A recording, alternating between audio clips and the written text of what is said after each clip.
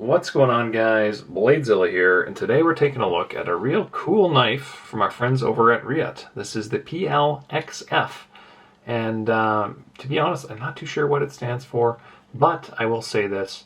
The only thing that I'm thinking this thing stands for is good value, good quality of materials in a well-priced package, so should be pretty popular, and that's what we are going to be taking a look at today on the channel. So, little different than normal, but I'm excited to see a Reate flipper regardless. As a reminder, check out my site, BladeZilla.ca, where a lot of the knives featured on this YouTube channel are available for purchase. So I literally just added up a couple of these CKF Davlis, got some cool SOCOM Elite Signature Series Shadows, got some Rick Lalas, all kinds of cool stuff actually the last week or so. Geez, Mini Justice, some Oldenovs, some McNee stuff, geez, lots of Shiros. Anyway, BladeZilla.ca, but hey, nice little ad, nice little touch point for the site. Cheaper than paying YouTube to give an ad, so there we go. Thank you for bearing with me. We're going to take a look at this, so let's get some measurements. Hopefully not be too long of a video today, but I have had a little bit of a reputation here where they end up going longer than I expect, but that's okay. So, overall length, it looks like we're about 7 3/4. I don't know what the technical measurements are on the Reate website, but it looks like 7 3/4-ish. Sharpened blade of 3 inches, possibly a little bit more, and then probably the center choil of 3 1/4. Handle length, about 4 3/8, I'd say, roughly. And mind you, I'm looking right at a tripod and kind of looking at the knife on the screen. So sometimes my eyesight, not the best. Main features on this guy, so we've got a pretty sick Nitro V blade with a stone wash, and it's Reate, so it's really, really nicely done.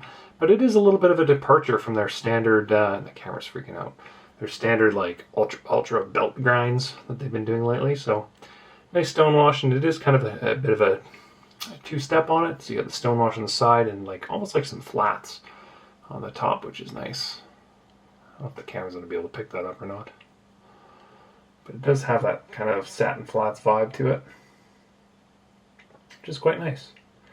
So, and this, obviously this knife is the larger of the, what was it called? Is it the PL-XT? Does that sound right? Which was just a little bit smaller.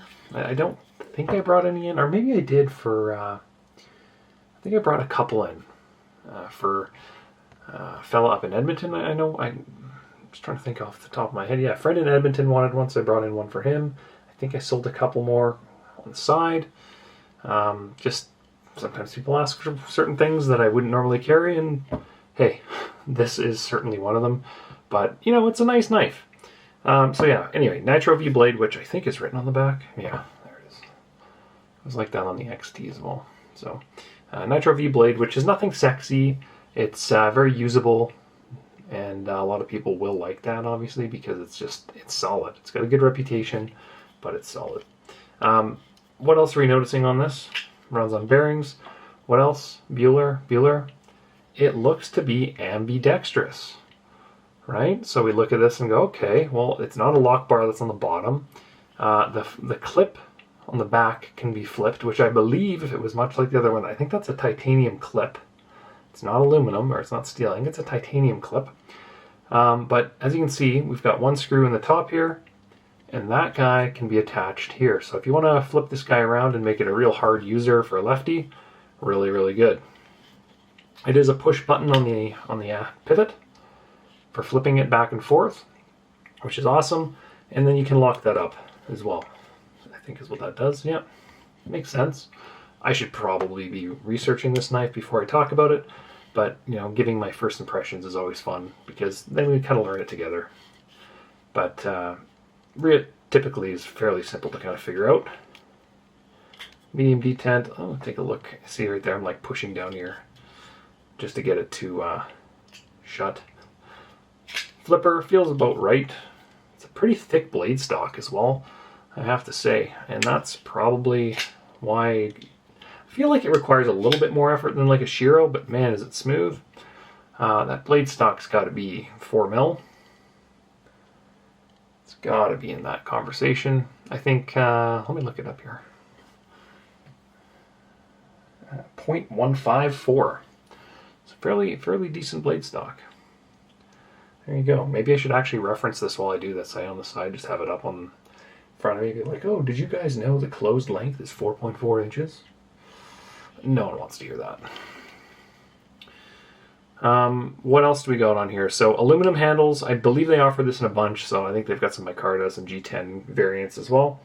But it is that satin Nitro V blade. Aluminum handles, and where's that? Was I right? Clip titanium. Ha! Sweet. And it is an aluminum backspacer as well. I know a lot of budget-ended stuff tends to kind of go, that's one thing they're able to cut out easily and put like a G10 backspacer in there or forego it completely. So I'm appreciative. Aluminum, tie clip, Nitro V blade, push button flipper. Pretty sweet.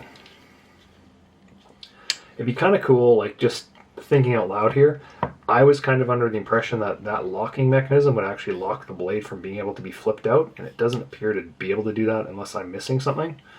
I don't think I am, but that would be cool if you could totally lock it and lock the flipper,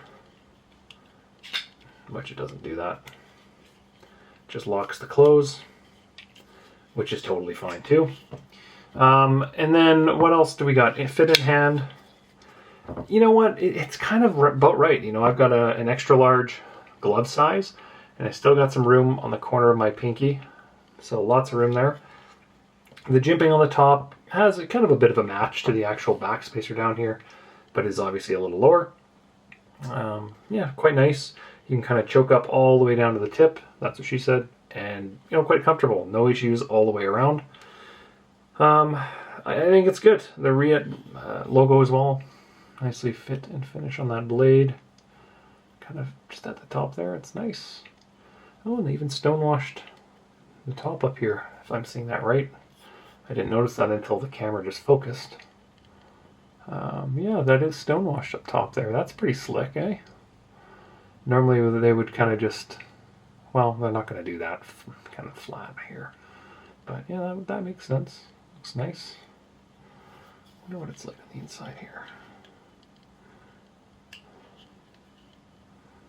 Yeah, quite nice. Flipper is pretty forward of that pivot as well, and we've talked about this in the past, so it should have some pretty good leverage, which the first thought was either it's a long blade or a thick blade, and definitely a little thicker, so they kind of move the leverage over the center on that flipper, and that's found in a couple different knives. I'm going to show you, before we get into weight, because I actually don't have the weight for some reason, let's do a couple comparisons of some standards. So let's do Sebenzas. There we go. That's a large for size comparison, and maybe I'll put this there as well to show, so you kind of see it. And then my small Seb. Neither are MagnaCut, just so you guys know. I get asked that all the time. Is that MagnaCut? No, it's not. So there's a small. Let's flip that around. Remember, the camera's at an angle, just so the light is over top. But that's pretty, looking at the screen, pretty representative of kind of the size of this guy, of the XF. So that's pretty slick. Any other ones we want to do? I think I've got my Blurple here as well, which I used to open a lot of boxes, as you can tell on that blade, which is pretty slick, by the way, S110V. There you go. And someone's texting me, which is terrific. Sorry about that. What else do we got here?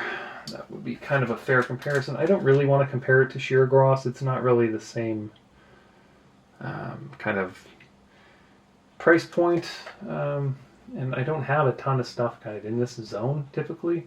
I can do my tactile Rockwell. Use that on a lot of... Use that to open a lot of stuff. Super cool knife. And I actually just put... I think it's called the Archer. Just put a couple more Archers up on the site. They seem to be doing well. Super cool knife. Lots of milling on it. Tactile, they've always done really, really good in the knife world. Coming from the pen world, they've always just done really, really good. Really like those knives. Yeah, I'm not going to go kind of compare it to Shiro's and the stuff that's in the same price point, unfortunately, is actually, I use it all and it's kind of in the garage and stuff. But anyway, pretty sweet knife. You know, if I were to change anything on it, well, you've got the contouring on the aluminum. It's done well. There's no sharp edges. The clip's pretty basic, one screw. Sometimes having an extra screw on there is kind of nice to have, but then if you're going to make it ambidextrous, you're going to have to kind of do, you know, a cover there.